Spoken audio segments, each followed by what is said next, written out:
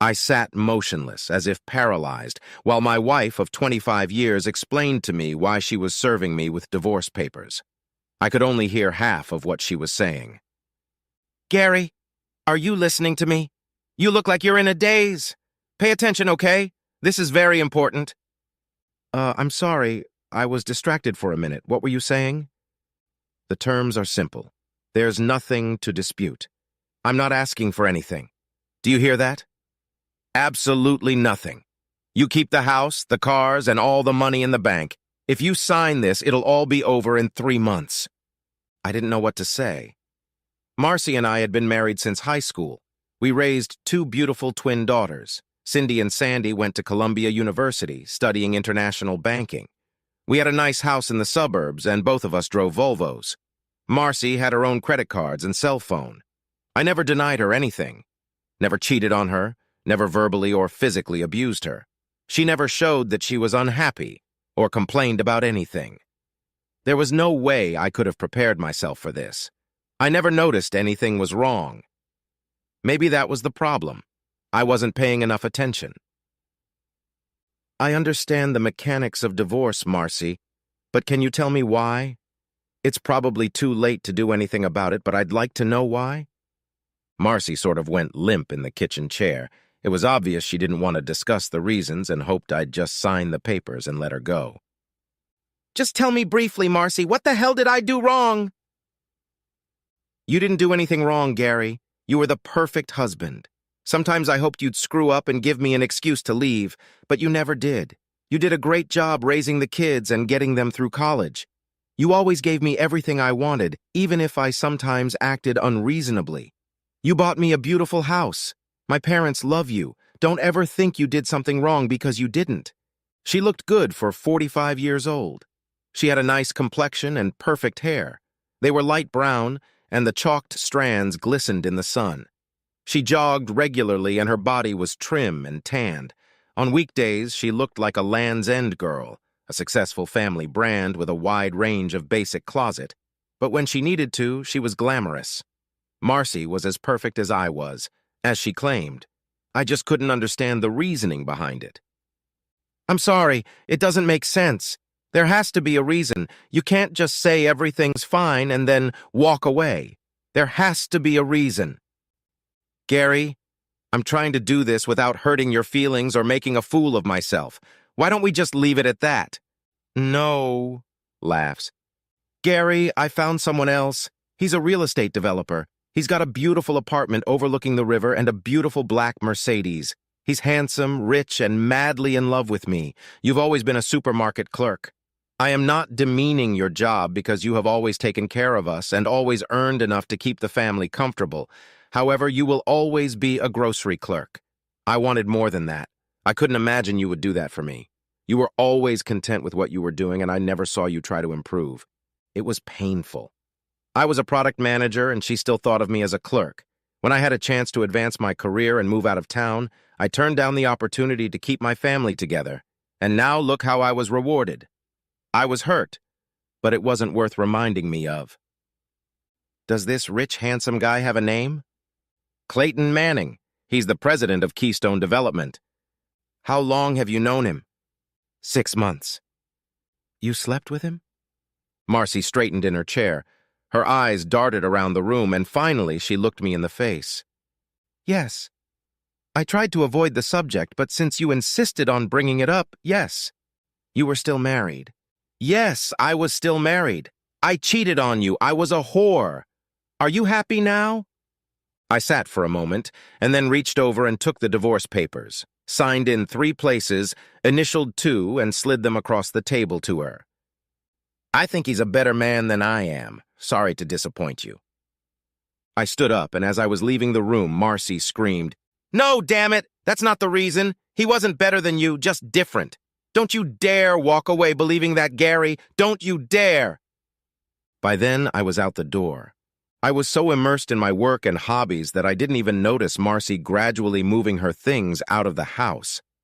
By the time she handed me the papers, she had moved most of her clothes and personal belongings into Clayton's apartment.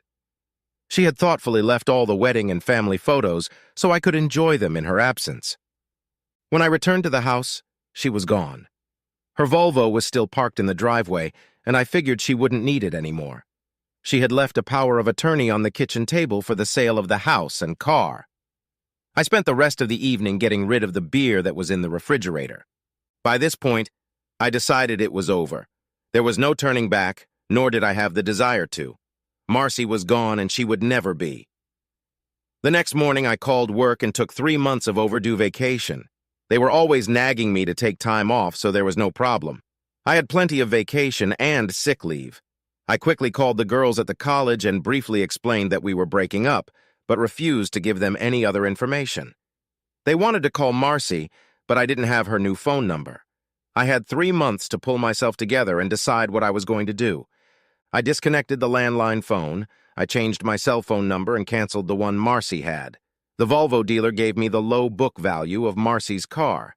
I had a high school friend, Terry Davis, who was now a real estate broker. He agreed to sell the house unadvertised, at a low price and with a quick settlement.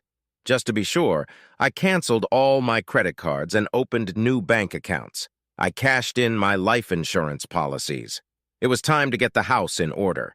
After looking through the entire house, I packed up everything that might belong to my wife. There was enough stuff to fill 3 trash bags. I packed the girls' personal belongings into boxes and moved them to a storage unit near the house. Then spent 3 hours sorting through family photos. I put all the pictures of the girls in a box for them. All the pictures of Marcy went in the trash can. I know it was childish, but I didn't give a shit. The big problem for me was the lack of direction. I had no idea what I was going to do after the 3 months were up. Would I stay here or would I leave? Would I keep working or find something new? I had 2 hobbies. I collected coins, mostly cents with an Indian head on them. They were easy to collect and readily available. I bought and sold them on eBay and enjoyed it. My second passion was geocaching, a hiking game using satellite navigation systems consisting of finding geocaches hidden by other participants in the game. It gave me an excuse to get outside and get some exercise. Marcy hated this activity because of the ticks, poison ivy, and having to walk. I didn't see how I could make a living with any of my hobbies. When I wasn't busy with my hobbies, I spent time with the Wall Street Journal.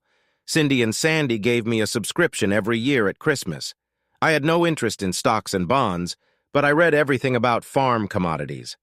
I knew more about sugar, wheat, and corn than most market analysts. Of course, it was just a hobby. I didn't put any money into it.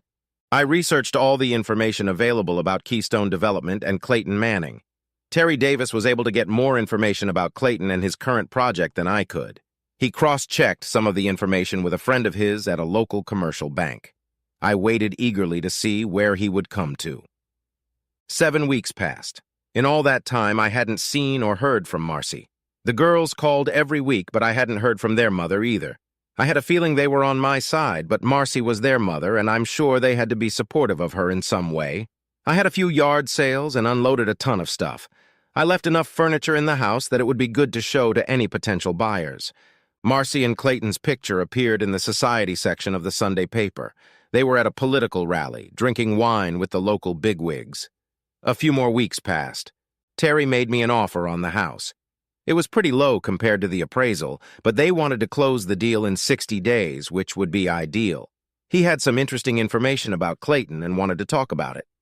We arranged to meet for lunch. I decided to leave the house for a while. I needed a break. Hayes Mountain was one of the best places in the area for hiking and geocaches. Unfortunately, I found all the geocaches there. However, there were 3 landmarks on the mountain. Landmarks are reference points placed all over the country by the government. Surveyors and land surveyors used these landmarks to determine property boundaries.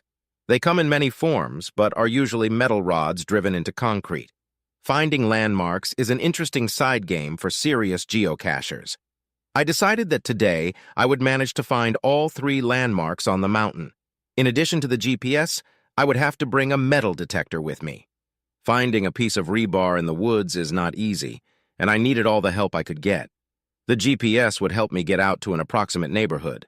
Most of Mount Hayes was owned by the Madison Land Trust.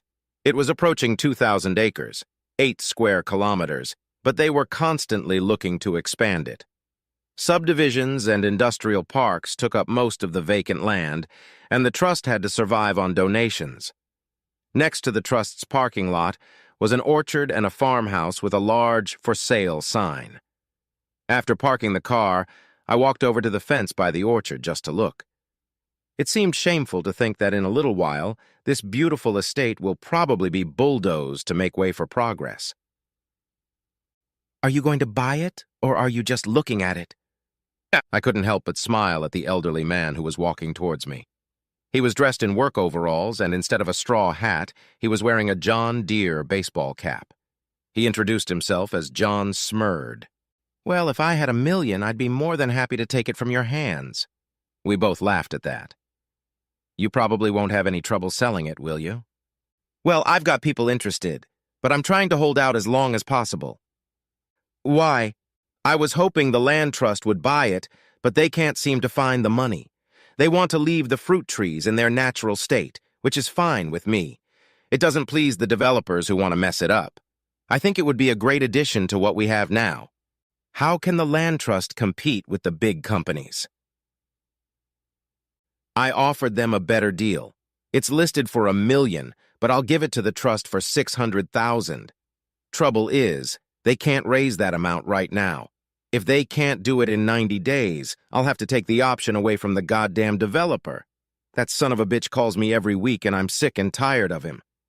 "An option is not a sale, right?" "No.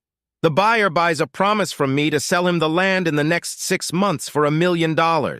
He pays $100,000 for the option. If he can't raise the $1 million, he forfeits the option payment. It's a good deal for me, but I don't want him to get it. He has the $1 million locked in, so he'll be safe.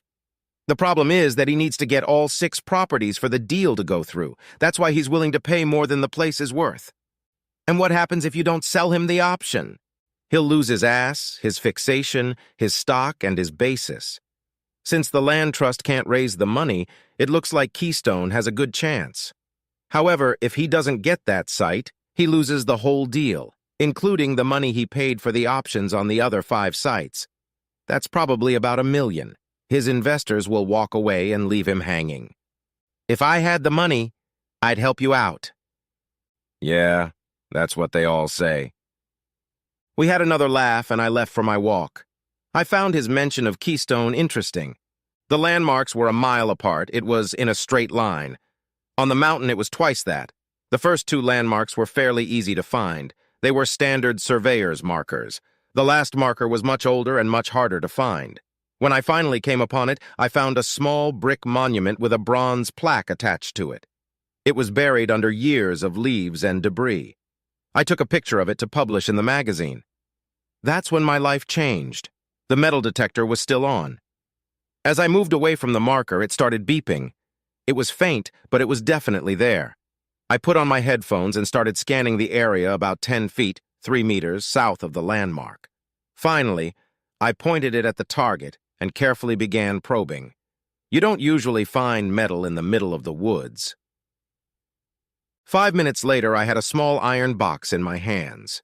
It was wrapped in a heavily oiled piece of canvas. There was a lot of rust on the surface, but the box itself was sturdy. The lock was of heavy bronze, but it still did its job. Quite often, finds of this nature on public lands are considered treasures and should be turned over to the government or some historical agency. For some reason, that option didn't make sense to me today. I put the box in my backpack and headed home. On the way home, I couldn't help but think about what lay in my little box. Gold coins were the first thing that came to mind. Maybe it was full of important documents from the Civil War or earlier. The possibilities were limited only by the size of the container. I cleaned off the kitchen table, pulled out a Foster's, the world's most popular Australian beer, and studied my find. I hated to destroy the lock, but I couldn't figure out how to open it any other way. I had no idea if the mechanism inside the lock was still functioning. I decided that the lock would have to be sacrificed. My bolt cutter made quick work of the task.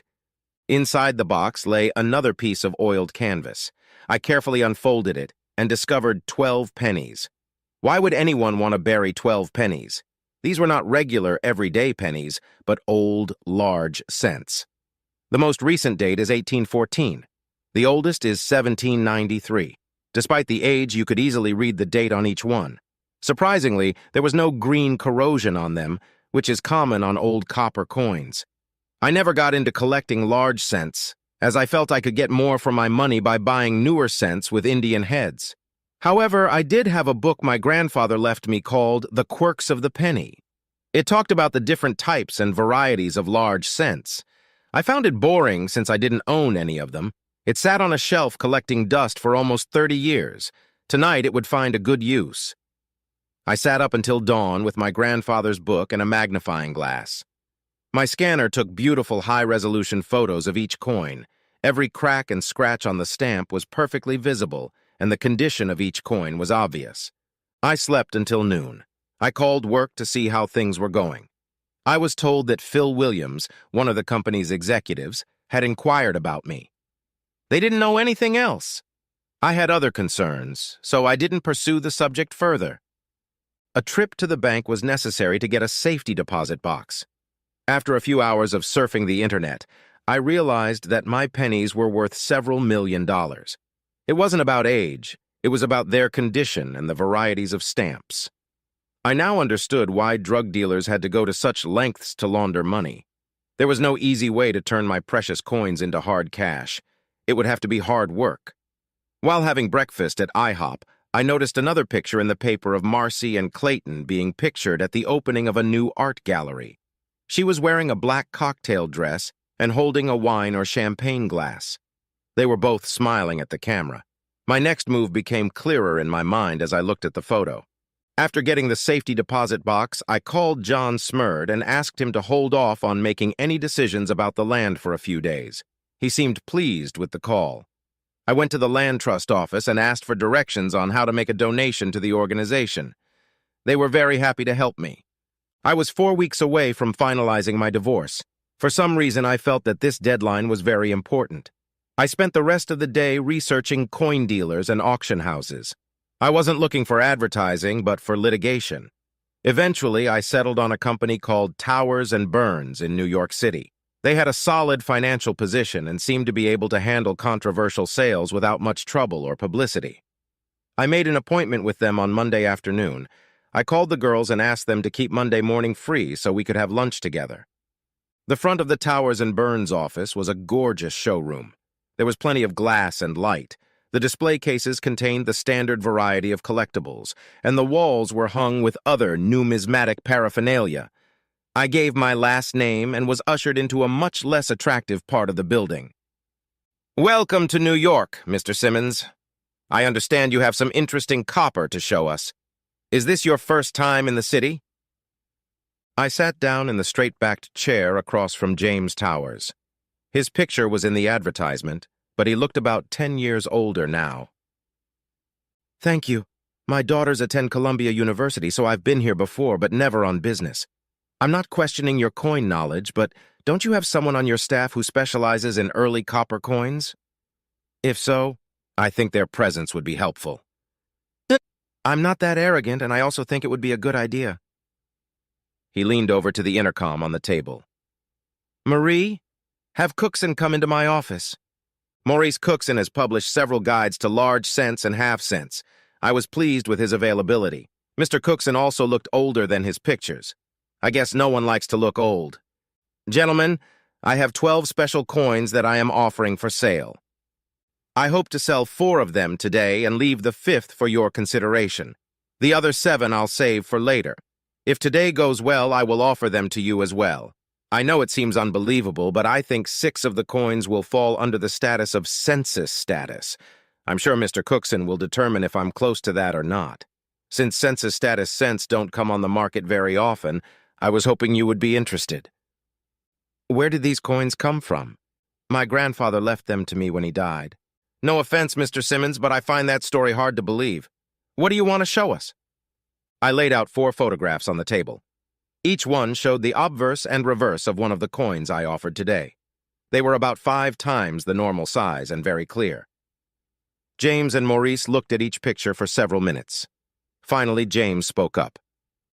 "What do you want for these 4? After a quick look at the results of recent auctions, I've come to the conclusion that you could get about 1,300,000 for them. I was thinking 100, but your figure is not out of the question. Maurice really knew his pennies. I only want 800,000 for the lot, but it has to be arranged in a special way. James leaned back in his chair and smiled. I think we can manage that. What special way are you talking about? I had a letter I took from the land trust that explained how to donate land. I gave it to Mr. Towers along with an advertisement for John Smurd's orchard.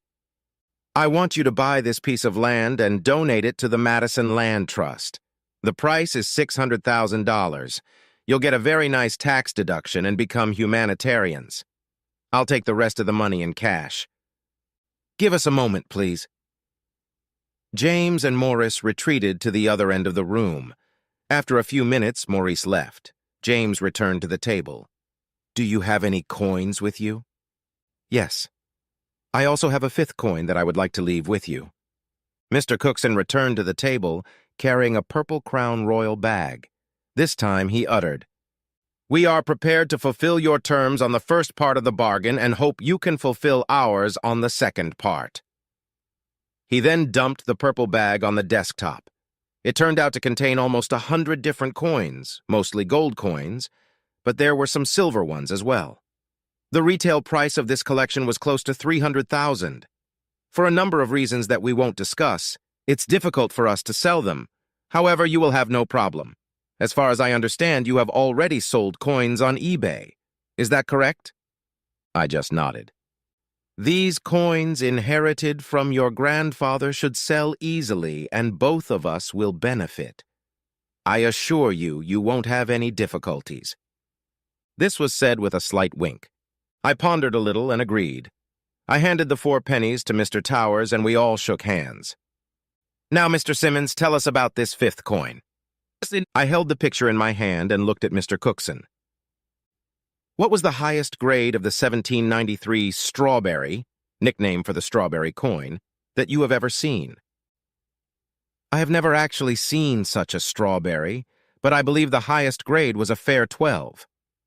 I rated it a good 8, but I'm not a professional. He wasn't looking at the photo. He was looking at my face when I said that. Both of them tried to look at the photo at the same time. Cookson was smiling broadly, and I saw dollar signs in Towers' eyes. How much? Best offer if you can figure out how to pay me. Would you like a cup of coffee, Mr. Simmons? Sure, black would be fine. They both left the room with the picture, and in a few minutes a young woman brought me a cup of coffee. Mr. Towers will be with you in a few minutes. He has some phone calls to make. Will you be all right? I nodded affirmatively and began to enjoy my coffee. 30 minutes had passed when Towers returned to the room with an absolutely beautiful lady. She had dark eyes, raven hair, and appeared to be of Middle Eastern descent. I guessed her to be no more than 30. She was well dressed and held herself with confidence. For a second, I thought I recognized her, but couldn't remember where from. Hello, my name is Letitia Rothberg. Do you have a passport, Mr. Simmons?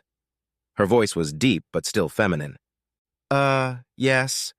Good. Good. We're flying to JFK soon to set up a new offshore bank account for you. Do you have anything to give Mr. Towers? I handed James a 1793 strawberry, and he looked like a little boy at Christmas. Thank you. Thank you, he said as he left the room. We never agreed on a price, but I still had 7 more coins that Towers wanted.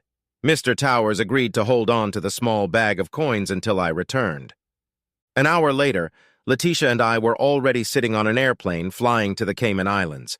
She hardly spoke at all. When we arrived at the airport, several photographers were persistently trying to take her picture. She looked annoyed, but was smiling sweetly. I had no idea what the reason for this interest was. It was my first-class flight, and it ended too soon. A bright yellow mini SUV was waiting for us at the terminal. My hostess didn't hesitate to pull her skirt up to her hips as she slid into the driver's seat. To my embarrassment, she caught me sneaking glances at her tanned legs. She seemed amused by my discomfort. 20 minutes later, we parked on the lower level of a mid-sized condominium building. Letitia Rothberg owned the entire building, but she had a private suite on the top floor. "Can I get you anything, Mr. Simmons?" "A beer would be nice." The sight of her leaving the suite was as good as the glimpse of her feet in the terminal. It's not in my nature to ogle young women, but Letitia Rothberg was special. We stepped out onto a small balcony overlooking the ocean. It was beautiful out there, but the wind was too strong for my taste. I guess she was trying to impress me with the grandiosity of the place. It was beautiful, but I was more interested in the new bank account I was getting. "You don't talk much, Mr. Simmons. Surely you have a few questions you'd like answered." I thought it odd that a woman of her class and position was drinking beer from a bottle. I could imagine her sipping champagne or martinis, but not beer. She won't have that figure for long if she keeps it up. "I usually think it's best to wait, but I suppose you could tell me why we needed to come here to open a bank account." "It is an easy, safe, and secure place to get money. I think it will be good for you." "It's only one coin." "Yes, but you have 7 more. "I'm sorry, but that still seems excessive." To my delight, we went back inside, out of the wind. "Can you take this? I brought you here to be my sex slave for a few days." I must admit that the unexpected comment made me smile. I automatically knew it was nonsense, but I still found it amusing. She had a sense of humor. She was beautiful and rich. What more could a man dream of? If only I were 10 years younger. It's not nice to tease an old man. We both enjoyed laughing at the situation. "Come on, Mr. Simmons. Let's go get a couple fresh lobsters for dinner." We finished our long necks and headed out the door. The restaurant and the food were excellent. I didn't really like the wine the hostess chose, but I tried to be gracious. It didn't work. "What was wrong with the wine, Mr. Simmons?" Was I that obvious? I apologize. It was unintentional, a kind of reflex action. When I was 18, I drank cheap white wine like a dog. I've never been so miserable before or since. Every time I smell or taste white wine, I get nauseous. I can't explain it. It's good wine, but don't worry about it. 5 minutes later, we had 2 cold long necks. Oddly enough, there was little conversation during the meal. We each finished the meal with a fruity sherbet and coffee. "Tell me about yourself. Are you married? Do you have children? What do you do for a living? We have all evening, and I'm dying to know what brought us together." "That's a lot of questions. I have 2 daughters. Both are at Columbia University studying international banking or something like that. I don't really know. I just pay the tuition." "It's interesting. I have a master's degree from Columbia University, and I'm one of their guest lecturers. I got to meet both of them. Did you see them this morning?" "We had lunch together. They hate it when I make them miss class." "You must have gotten married early to have 2 girls in college?" That sounds like a phrase a guy would say. I felt comfortable with this Mediterranean beauty. I could have talked to her all evening. "I'm currently separated from my wife. That's a strange word. I never thought I'd use it. She left me for a rich con man. I think he builds shopping malls or business complexes. Anyway, he's got a fancy car and a big apartment. She said she's decided to change me.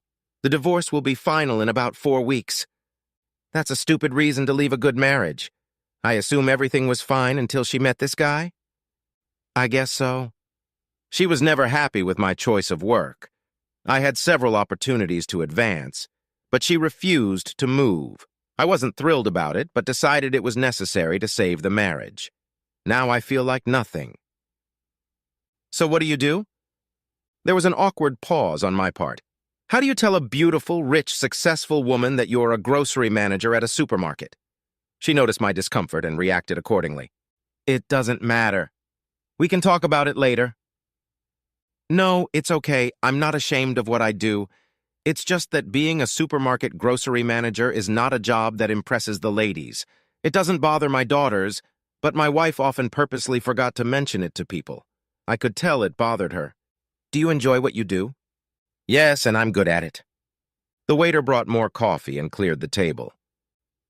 "Mr. Simmons, I realize you've only known me for a short time, but I think first impressions are important. In a nutshell, what was your first impression of me?" The question embarrassed me. If I answered honestly, I might push her away, and if I tried to butter her up, I was sure she would see right through it and think I was fake. What to do? What do I do? "In a nutshell, I see you as beautiful, intelligent, educated, and confident." Her head was tilted slightly downward, and her eyes were looking at me. I noticed a small smirk. I was hoping for some honesty. I'm sorry, but we were having such an enjoyable evening, I didn't want to ruin it. Is your true opinion of me really that bad? I don't want you to resent me. Maybe that's why your wife left you for another man. If you hadn't always tried to please her, your marriage would be stronger. It was mean, but I had to admit there was some truth to it. Miss Rothberg, I think you're cunning and manipulative. You use your beauty and charm to get what you want. You're used to getting your way, and I feel you're a bit of a spoiled brat. You play with men but are afraid of commitment. From all appearances, you know how to make money, as well as spend and invest it wisely. If you weren't so obsessed with proving that you're as good as any man, you'd probably make a good mother. I felt bad after saying that, but she made me angry with her comment about my marriage. For a few moments, we just sat there looking at each other. Do you really think I would be a good mother? The mood suddenly improved dramatically. During the short drive back to the condo, things were nice again. I knew she had heard everything I said, but seemed to accept it without argument. She wanted the truth, and I gave it to her. The fact that she wasn't upset made me feel better about being honest with her. My night as Letitia Rothberg's sex slave turned out to be a little boring.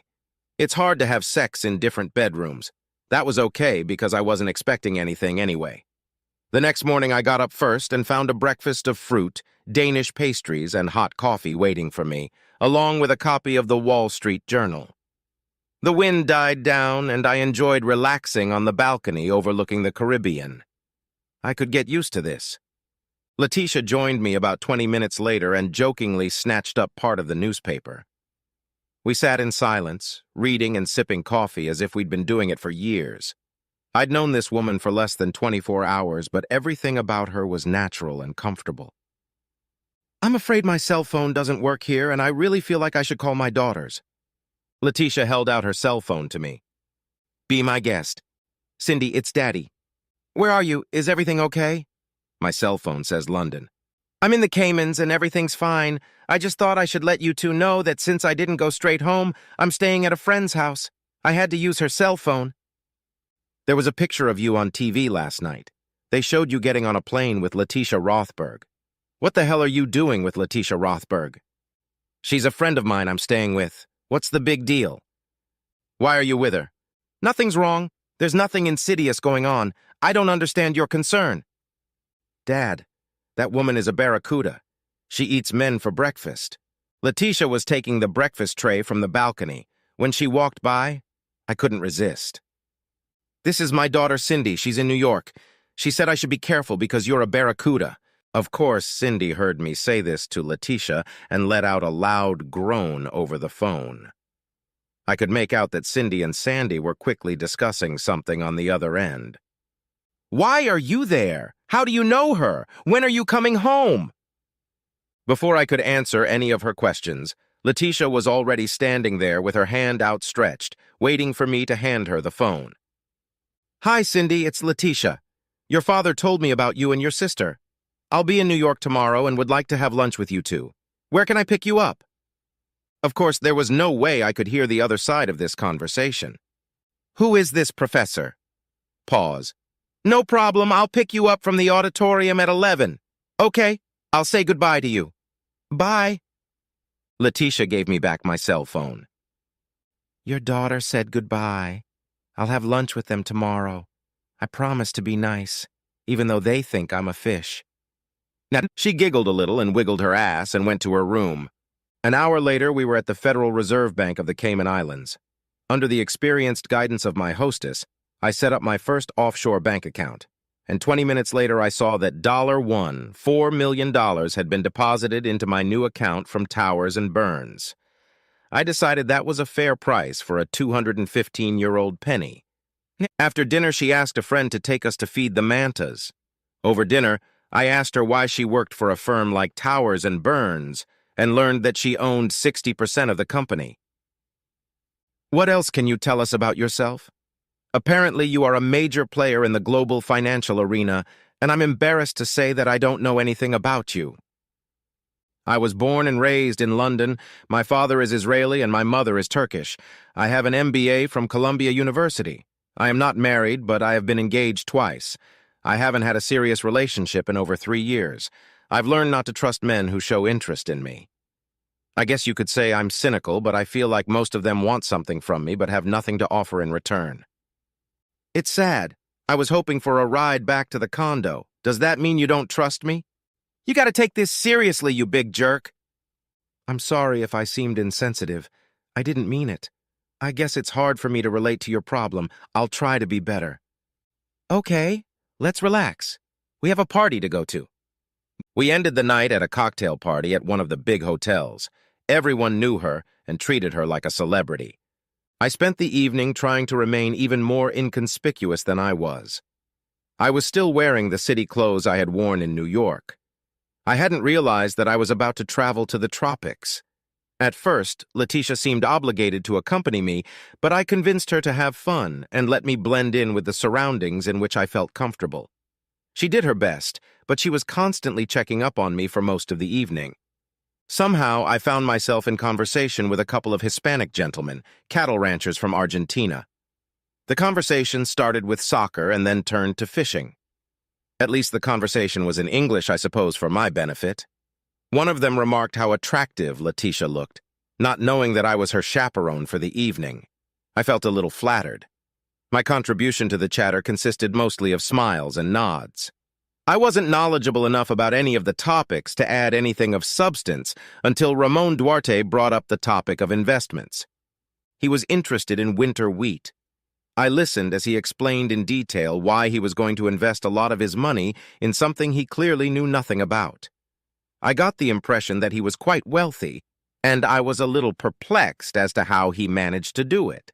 I usually pride myself on having a poker face, but I guess I failed at it this time. Mr. Simmons, I can see by the look on your face that you disagree with me about investing in winter wheat. I'm busted. I was supposed to remain invisible and inaudible. My invisibility cloak failed me. I'm sorry, Ramon. I'm afraid I'm not an investor, and I don't understand the complexities of this case. I called him by his first name because I was uncomfortable addressing him formally. Maybe so, but I get the feeling you have an opinion on the matter. I will pester you until you share it with us. I was trapped. I tried to put on a little smile. I need something fresh to drink. For the next hour, the two gentlemen listened intently as an Alabama fruit and vegetable vendor explained that the excellent winter wheat crop in Alberta and Saskatchewan would more than make up for the poor harvest in the States. The Canadian Grain Board has leased all available silos in North and South Dakota to store the surplus and has even reserved rail cars of grain for short-term storage. Within a week, winter wheat futures will begin to fall and will continue to fall until the market stabilizes. Both Canada and the States will be forced to unload wheat overseas. I was already running out of clever words when Letitia walked up. Ramon and his friend were flattered that she had joined our little group, and truly surprised when she grabbed my hand and led me away. What the hell was that, Gary? We were just talking about food, rations. She smiled slightly at me, and we left to head back to the condo. The next morning, we flew back to New York, where a group of photographers were eagerly awaiting her arrival. A courier from Towers and Burns handed me a small package containing the coins I had left behind. Letitia and I said our goodbyes, and I headed to the commuter terminal for my flight back to Huntsville. The divorce, like the sale of the house, continued as planned. Phil Williams from the main office left me several messages asking me to call him. They again asked me to consider moving to the company's headquarters in New York. This time I agreed. John Smurd also left a message. He wanted to meet for lunch. I cleaned out my locker at work and wished my shifters good luck. There was a picture in the paper of Clayton and Marcy at a barbecue for a local politician. They looked like the perfect couple. It took me all day to scan and identify all the coins in the bag from New York. Since I was 3 weeks away from leaving, I decided to put them on eBay as soon as possible. Everything should be in order as long as I didn't run into any defaulters. It took a full day to post the coin ads and prepare all the envelopes and blank stickers for shipping. All the money went into my PayPal account and from there to my new offshore bank. Now I had the weekend to relax. My Friday lunch with John Smurd was interesting.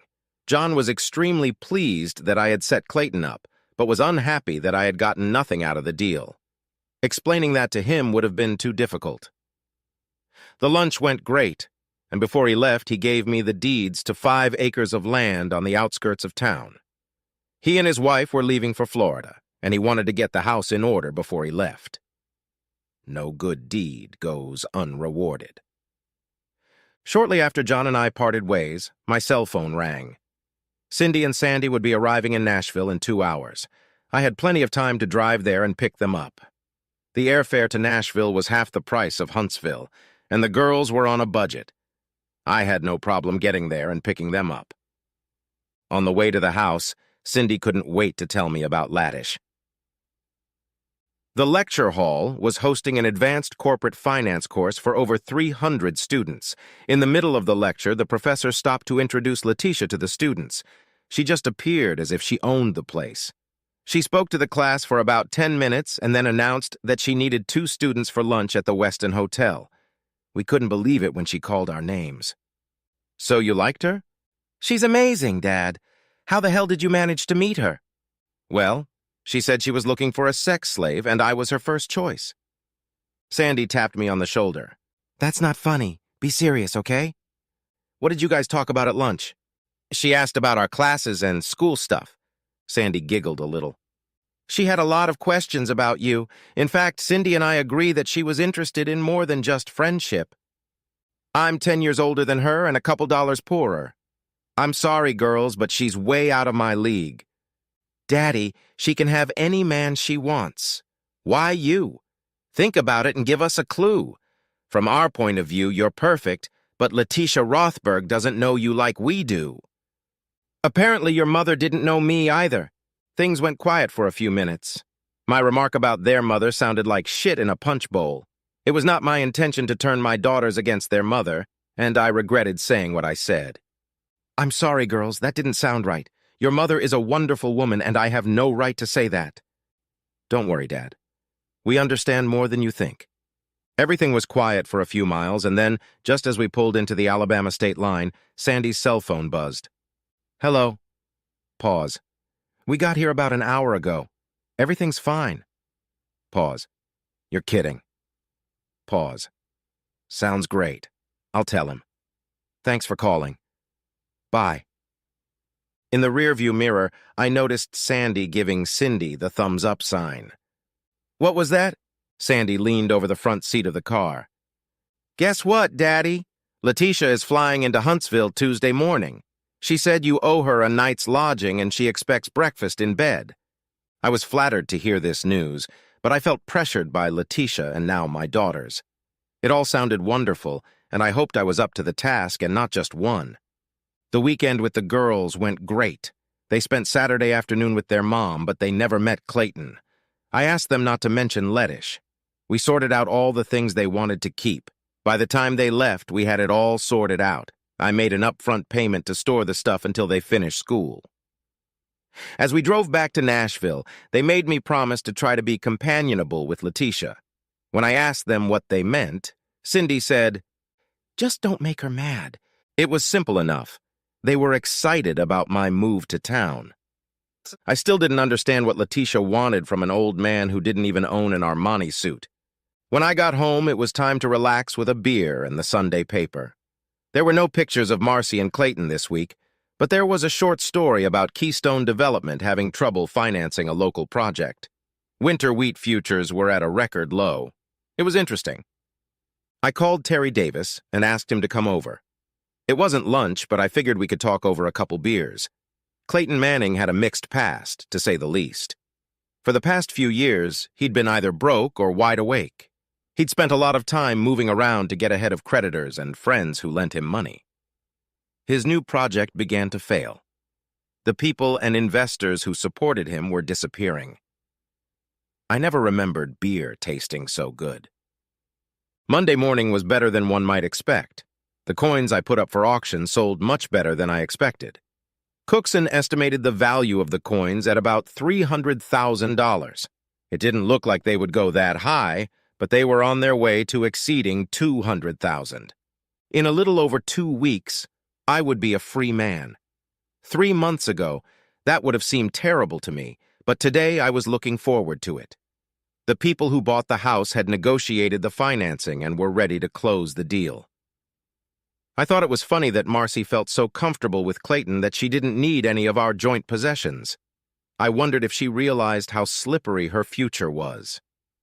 At 3 o'clock, I had a meeting with the people who bought the house. A check for $200,000 went immediately into my offshore account. They had no objection to me staying in the house for another week. That satisfied both of us. The next morning, no sooner had I had my coffee than the phone rang. An unknown person formally notified me that Miss Rothberg would be arriving at 10:45 a.m. on Delta Flight 724. I arrived 30 minutes early. Yes, I was a little worried. Anyway, several paparazzi had gotten wind of her arrival and were waiting outside the terminal. I tried my best to be inconspicuous.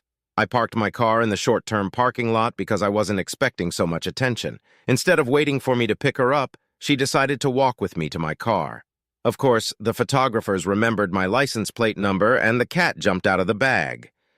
I'm not used to such a fuss, but Letitia didn't seem the least bit embarrassed by it. She apologized for it to me on the way home. I couldn't get rid of the thought that as she was getting off the airplane, I wanted to kiss her. Silly old man. I was embarrassed by the sparse furnishings in the house. Over the past few months, I'd gotten rid of everything I could. The only things left were the necessities that the new owner had agreed to take responsibility for after I left. My guests seemed amused by my attempts to apologize. There was nothing in the house to eat, so we had a quick trip to the local Taco Bell, her choice. For dinner, I promised her Dreamland ribs. It was nice to be around a woman with a healthy appetite. Letitia, I'm glad you're here, but I don't understand why. I figured you'd be back in business. It's business, silly. I understand you're moving to New York next week. You need a place to stay, and I have a spare bedroom. I'm here to help you pack. A truck will be here tomorrow morning to move anything you can't fit in the car. No furniture, please. How did you know I was moving? It's what I do. If I keep my eye on the little things, the big things come by themselves. That's a load of crap, but I've always wanted to say it. Are you in cahoots with my daughters? I tried to grin innocently when I said that, but it was hard for an old man to appear sly. Her offer was unexpected, but I couldn't think of a single reason to refuse it. Sure. Now let's get some boxes so we can get busy packing.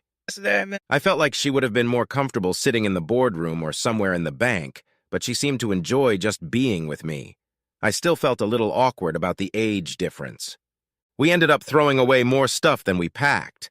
She had a definite opinion of my closet and refused to listen to my pleas for mercy. Once I was settled in New York, she promised to take me shopping for appropriate clothes. When we were done, there were more boxes than could fit in my car, but not enough for a moving van. I hoped she had ordered a small truck. I put the laptop and small inkjet printer aside to sort through the eBay auction items. We were about to head out to dinner when a new surprise showed up. An RV was parked in front of the house. Letitia and I watched as a driver in an elegant uniform descended from the cab with a clipboard. Are you Gary Simmons? Yeah. I have a delivery for you. Where do you want it? What the hell's in there? A car. It's from Mr. Ramon Duarte. Is there room in the garage? The spot in the garage where Marcy's Volvo used to be was empty. I pointed in that direction and nodded my head. I noticed Letitia put her hand to her mouth and giggled. I don't know exactly, but I think she was amused by my confusion. 5 minutes later, I was looking at a shiny orange sports car standing next to my outdated Volvo. What the hell is that? With great pride, the delivery man said, It's a 2008 Lamborghini Gallardo Spider, the Superleggera model. Isn't it the most beautiful thing you've ever seen? Letitia could hardly contain her laughter. She wasn't boisterous or anything, but she was definitely enjoying it. I signed the shipping form so the elegant uniforms could go home. I had no idea what I was going to do with my gift, but I knew I wasn't going to take it with me to New York. Get in the Volvo, little Miss Funny Pants! My guest was still smiling as we pulled out of the driveway. I ordered a full rack of ribs and 2 Fosters. Would you be so kind as to explain the car story? Ramon didn't have time to buy winter wheat. Everyone thought he was crazy. When the price started dropping, he started doubling contracts. In less than a week, he made over $40 million. He was happy about the money, but he was ecstatic about the comments he got about his smart move. Well, good for Ramon. I just hope he didn't mention my name. He wanted to give you credit, but not without your approval. He thanked me for bringing you to the party and asked for your address. I didn't know he was going to do that, however. The ribs arrived, and I watched mesmerized as Letitia dipped a few of them in Tabasco before proceeding to eat them. God, I loved that girl. You do know I'm going to send it back in the morning, right? I thought so. Don't worry about it. Ramon won't be offended. He'd love to offer you money, but he probably thought you'd refuse. That way, you'll feel a little more obligated to keep the money. Because of the Tabasco, we had to order a few more beers. I was feeling good and didn't want to go home. At this point, I would have given anything in the world to spend the night in bed with this beautiful young vixen. I envied suave, gallant boy lovers who could get any girl in the world into bed in 5 minutes. The best I could hope for was a goodnight kiss. We couldn't chat all evening, so eventually I was forced to go home. The next morning was absolutely wonderful. All my worries turned out to be for nothing. As soon as we entered the house, Letitia took my hand and led me to the bedroom. Since I was a true gentleman, I did my best to make sure her needs were met first. I was rewarded with the greatest night of sex of my secluded life. Breakfast in bed consisted of juice, coffee, and Danish pastries. I am sorry, but under the circumstances, this is the best I can offer. It's the best I could have hoped for. Trying to eat off a tray in bed is very uncomfortable. After a few giggles and rearrangements, we retired to the kitchen. Breakfast in bed sounds neater than it is. Letitia, I don't want to spoil the mood, but I'm really curious. Why did you choose me? I don't have much to offer, and you deserve so much. I've been burned many times by slick, gallant boy lovers. I won't fall into that trap again. Oh, I understand. You're attracted to me because I'm neither agile nor gallant. My guest found this amusing and laughed a little. Gary, I was impressed with the deal you made in New York with James. I was just selling some coins. Not that silly. I found your proposed agreement to donate to the Land Trust Fund intriguing. You believe I'm a philanthropist? Oh, not at all. I see you as a devious bastard who took advantage of a unique situation to screw over his wife's lover. Of course, that brought a smile to my face. I was amazed at how smart she was and how well she hit it. Was it wrong? No, Gary, it was brilliant. I was impressed and wanted to know more about you. You couldn't have known in New York what I was up to. I knew what you did, but I didn't find out why until days later. You were testing me? Of course I'm not stupid. I have to admit, the self-esteem boost was refreshing. Unfortunately, Letitia had an early morning flight to New York. I hated to see her go. She left me with a happy heart and a key to her apartment. The Lamborghini dealer couldn't come to pick up the car until the next day. That was okay because I wasn't going to drive it. The movers came in a small truck and picked up my stuff to go to New York.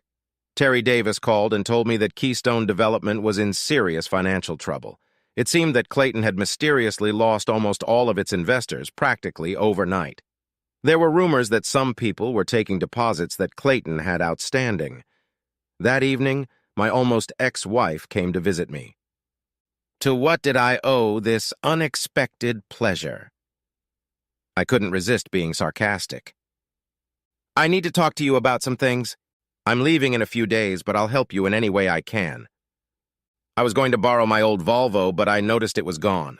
What's that orange car in the garage? Things were starting to get interesting. I'm sorry, Marcy. When you said you didn't want your old Volvo, I sold it back to the dealer. He might still have it if you want to check. Shit. I've never heard Marcy use that term before. The orange car was a gift, but I'll still return it tomorrow. I can't imagine myself driving something like that. The sticker on the window said $225,000. Who would give you a gift like that? Your new girlfriend? No, it was a cattleman from Argentina I helped a few weeks ago. He just wanted to show his appreciation. So what else can I do for you? There was a pause in the conversation. I realized that Marcy wanted to say something else, but didn't know how to do it. You want something to drink? I have a beer and some diet soda. No, I can't stay long. How'd you even get here? I don't see a car. I took a cab. Gary, you said you were leaving in a few days. Is it okay if I stay at the house for a while? The house is sold. We closed the deal yesterday, and the new owners are moving their stuff in this weekend. They're letting me stay until Friday, but no more than that. What's wrong with the apartment by the river? She didn't answer that question.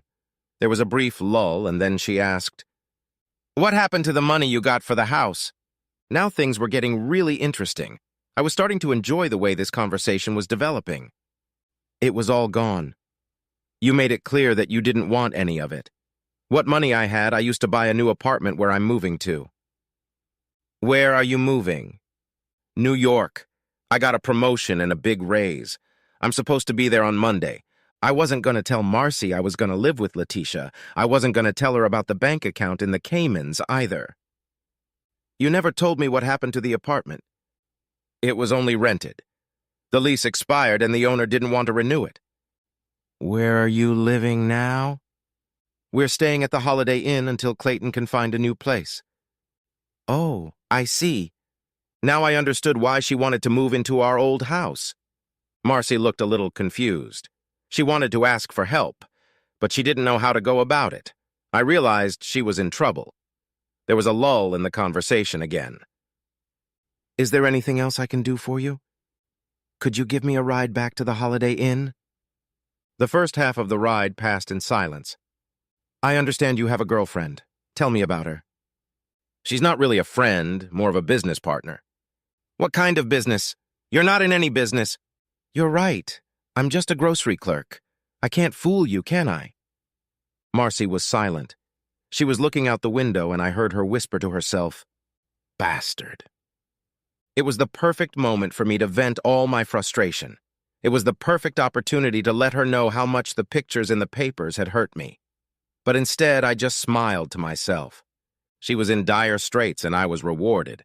I felt bad for a moment, but it passed quickly. I dropped her off at the entrance to the motel. She left without once looking back or saying goodbye. I hate to admit it, but I felt a small sense of satisfaction. It had been a good week. Thursday morning, I unexpectedly received my divorce papers. They came early, but who am I to complain? On the front page of the Huntsville paper was a picture of Letitia Rothberg arriving at the airport. Yours truly was holding her hand. A copy of the newspaper is delivered free of charge to each room at the Holiday Inn. Marcy will be able to read it over breakfast. I was sure Clayton would explain to her who Letitia was. I emptied the safety deposit box at the bank. My 7 pennies would come in handy in the near future. I thought Letitia would ask about them while she was here, but she never once broached the subject. All our conversations were strictly social. If she was interested in me for business reasons, she never mentioned it. On all the coins auctioned off, I listed a buy-it-now price. More than half of them were sold at that price. I spent the rest of the day packing up the coins that were sold and preparing them for mailing to the post office. The rest of the auction had to close by noon on Friday. If all payments through PayPal go through, all coins will be mailed the same day. Any unscrupulous buyers would have to wait until Monday. Early Saturday morning, I was on the road. Most of the money from my PayPal account was transferred to my Cayman account. I also left a small amount in PayPal in case I saw something I just needed. The people who bought the house drove up just as I was leaving. It was a win-win for both of us. The trip north would take about 12 hours without delay. Letitia was home and promised to prepare a home-cooked dinner for my arrival. I wondered who would cook it. It was good to know that I was still man enough to win the heart of such a beautiful woman. I had no doubt that I could fulfill all her expectations. I was just crossing the Virginia state line on Interstate 81 when Cindy called. It seems Clayton Manning had skipped town and left Marcy with no car, no place to live, no money, and a big motel bill. I asked Cindy what she thought I should do. She laughed and replied, "Smile.